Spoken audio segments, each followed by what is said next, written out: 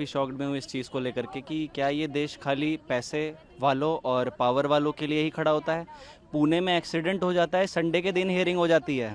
आतंकवादी की फांसी रोकने के लिए सुप्रीम कोर्ट रात को लग जाती है। यहाँ हम 2 महीने से लाइन में खड़े हैं, 24 लाख बच्चों के भविष्य पे फांसी लग रही है, कोई सुनने वाला नहीं है।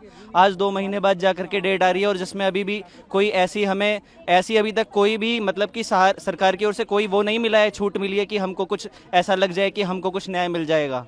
पर अब आज इस इंतजार में यहाँ पर आए हुए देखते हैं माननीय न्यायमूर्ति के ऊपर जो है सब उसको भगवान की तरह समझते हैं। हो सकता है कि हमारे साथ कुछ अच्छा हो जाए, न्याय की अपेक्षा करते हैं। कोई भी ऐसा विकल्प लिया जाए जिससे जो भी बच्चे डिजर्विंग कैंडिडेट्स हैं वो सिलेक्ट हो पाए, उन्हें कॉलेज मिल पाए। सिर्फ डिजर्विंग कैंडिडेट्स 660 अबव ही नहीं है, जो बच्चे 620 से 650 नंबर लेकर के आए हैं वो भी डिजर्विंग कैंडिडेट्स की कैटेगरी के अंदर बिल्कुल लाई करते हैं। और अगर ये हम बात करें एनटीए की और गवर्नमेंट की, तो वो लोगों ने तो सिर्फ यही कह करके मामले को ख़त्म कर दिया है कि आइसोलेटेड सेंटर्स के अंदर ही हुआ है जितना भी स्कैम हुआ है, और उन लोगों के मार्क्स इतने नहीं आए हैं कि वो मतलब उन्हें कॉलेज मिल सके। तो ये चीज़ हमें कैसे पता चले? मतलब कोई भी चीज़ की हमें ट्रांसपेरेंसी नहीं है, वो लोग जो कह रहे हैं बस हमें उसी को मान लेना है। ऊपर से अगर गोधरा और पटना के केस लीक हुए हैं तो हम कैसे ये चीज़ मान ले कि इतने आधुनिक समय में पेपर किसी और के पास नहीं पहुंचा होगा, सिर्फ उन्हीं लोगों तक सीमित रह गया होगा। जब 2015 में 44 बच्चों की वजह से पेपर दोबारा करवाया गया था, तो अब क्यों नहीं हो सकता है जब इतना मास लीक हुआ है सिर्फ इस वजह से कि रिजल्ट आ गया है। मतलब 2 बार एग्जाम ले लिया गया। वो तो इन लोगों का तरीका है कि वो ये चाहते हैं कि एग्जाम दोबारा से लार्ज स्केल पे ना हो, क्योंकि बहुत लोगों ने 30 लाख 40 लाख रुपए देकर के सीट्स खरीद ली हैं। तो अब वो लोग दोबारा से नहीं चाहेंगे एग्जाम हुए, तो हम यही चाहते हैं कि रीनीट दोबारा से, इससे जो भी बच्चा जो भी डिजर्विंग कैंडिडेट है वो सामने आएगा और जितने भी लोग डिजर्व नहीं करते एटलीस्ट उनके बारे में पता चल पाएगा। मेन कल्प्रेट्स इसी से पकड़े जाएंगे। मेरा मिनिस्ट्री ऑफ एजुकेशन से सवाल है, जैसे आप बोल रहे हो कि पेपर लीक लोकलाइज्ड है, अब एकदम से जैसे आप देखो 2021 से 22 में 665 से 720 लाने वाले बच्चे 11% बढ़ते हैं, 22 से 23 में बढ़ते हैं 21%, और इस साल बढ़े हैं 400%। क्यों एकदम से इंटेलिजेंट बच्चे बढ़ गए? सब इंटेलिजेंट हो जाते हैं, और 520 से लेके 620 में सिर्फ 78% बढ़े हैं। तो हम कैसे कह सकते हैं कि पेपर लीक लोकलाइज्ड है? और फिर आप एक वर्ड यूज करते हो एलिजिड। जब सारे प्रूव्स हैं, फॉरेंसिक रिपोर्ट्स हैं, तो आप कैसे कह सकते हो कि अभी तक ये पूरी तरह से प्रूव नहीं हुआ है? पेपर लीक प्रूवन है। और अगर आप देखो जैसे आप कोई और ऑल्टरनेटिव लेते हो, पार्शियल रीनीट करवाते हो आप, तो वो बच्चे कैसे आएंगे सामने जिनके पास पेपर ऑलरेडी पहुंच गया था?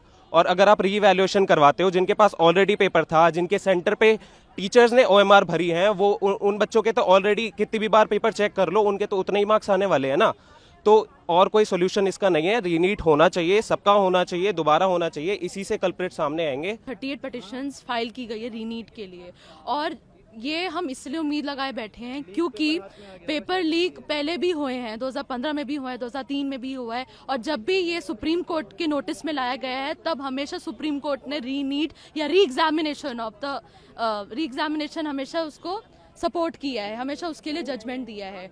और जो नो रीनीट वाले कहते हैं कि भाई हमने मेहनत नहीं की, ये नहीं किया, तो मेहनत सब ने की है। या जितने भी बच्चे आपको दिख रहे हैं, जितने भी बच्चे आपसे न्यूज़ बोल रहे हैं, उन्होंने सब ने मेहनत की। 630 वाला, 620 वाला, उन सब ने मेहनत करी है, फिर भी उनको कॉलेज नहीं मिलता है इस रैंक इन्फ्लेशन के चलते। और ये जो बोलते हैं रीवैल्यूएशन, तो उन जिन्होंने बच्चों ने ऑलरेडी इतना अच्छा स्कोर किया हुआ है, उनकी आप फिर से ओएमआर शीट उठा लेंगे, उनको तो फिर भी पूरे सर्कल्स मिलेंगे, पूरा उनकी मार्किंग पूरी सही रहेगी, तो उनके में तो कोई मतलब डिफरेंशिएट करने का कोई सहारा ही नहीं रह जाता है। तो इसलिए हम चाहते हैं कि इतनी ज्यादा रैंक इन्फ्लेशन, वो भी सिर्फ 620 से 720 के बीच, सिर्फ उसी स्लॉट में आना, ये बिल्कुल ही गलत है, बिल्कुल ही इसमें दाल में कुछ काला वाली बात है ये।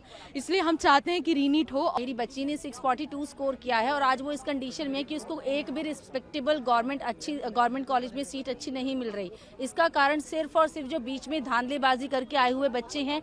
जहां बच्चे का रैंक हम एक्सपेक्ट करते थे 9 से 10 हज़ार के बीच में, आज उन बच्चों का रैंक 4 गुना बढ़ जाता है। तो क्या ये रातों रात ऐसे ही बढ़ गया? क्या इतने सारे बच्चे बीच में आ गए? तो जब भी इस सिचुएशन में ऐसा हुआ है, सिर्फ आखिरी उम्मीद हमारी सुप्रीम कोर्ट पर ही जाती है। और आज भी हम इसी उम्मीद से आए हैं कि सुप्रीम कोर्ट सारे मामले को बिल्कुल बारीकी से देखते हुए इस पेपर को कैंसिल करेगी और बच्चों को दोबारा चांस देगी, ताकि जो बच्चे बीच में गड़बड़ करके आए हैं वो सारे अलग हो जाएं और जो डिजर्विंग कैंडिडेट्स हैं उनको अपनी सीट मिले।